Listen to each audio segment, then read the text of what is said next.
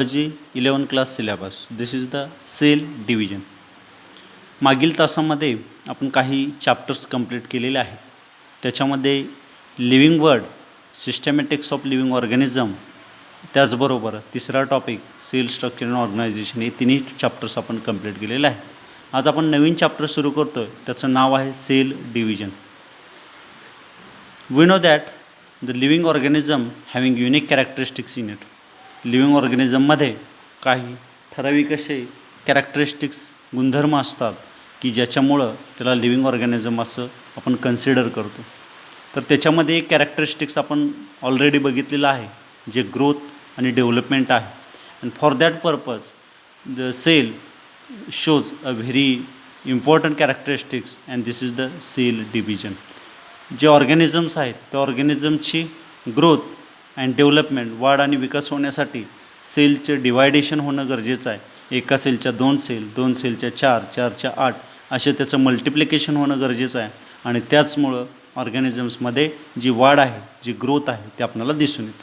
So let us start this chapter with introduction and definition of the cell cycle. Okay, तर या चॅप्टरमध्ये आपण sale सायकलची definition काय आहे, त्याचबरोबर सेल सायकलची डायग्रॅम कशी आहे, या संदर्भात थोडीशी माहिती घेणार आहोत. ओके, सो सी केअरफुली आपण इथं लक्ष देऊया.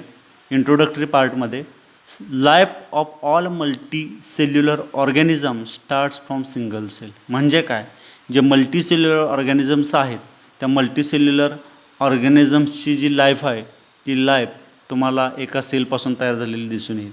The life of all multi cellular organism starts from the single cell. For example झायगोटपासून त्याचे वेगवेगळे ऑर्गन्स, वेगवेगळे टिश्यूवर वेगवेगळे ऑर्गन्स तयार झालेले आपण दिसलं.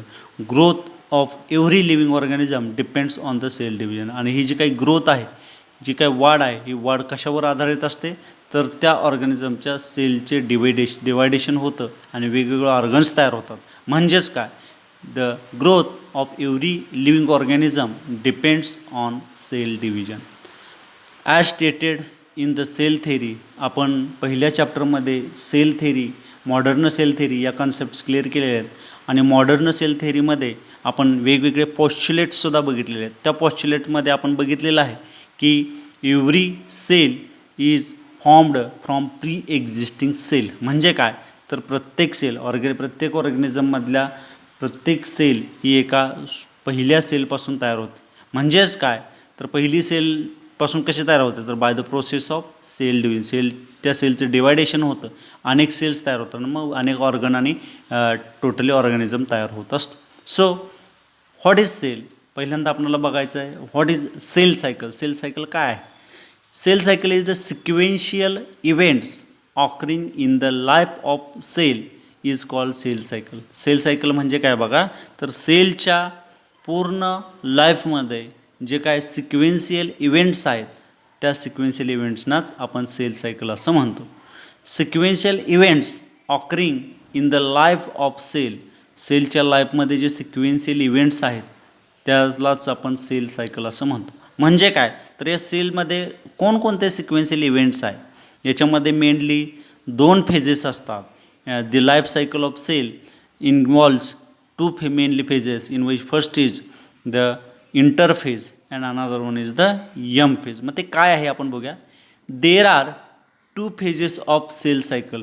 सेल सायकलमध्ये 2 फेजेस आहेत. याच्यामध्ये पहिली आहे ते इंटरफेज आहे and another one is the M phase. त्याच्यामध्ये दुसरी आहे ते यम फेज आहे. आता ही सेल सायकल काय आहे, सेलचं आपण माहिती आहे it is the basic structure and function unit of the life आपण म्हणतो.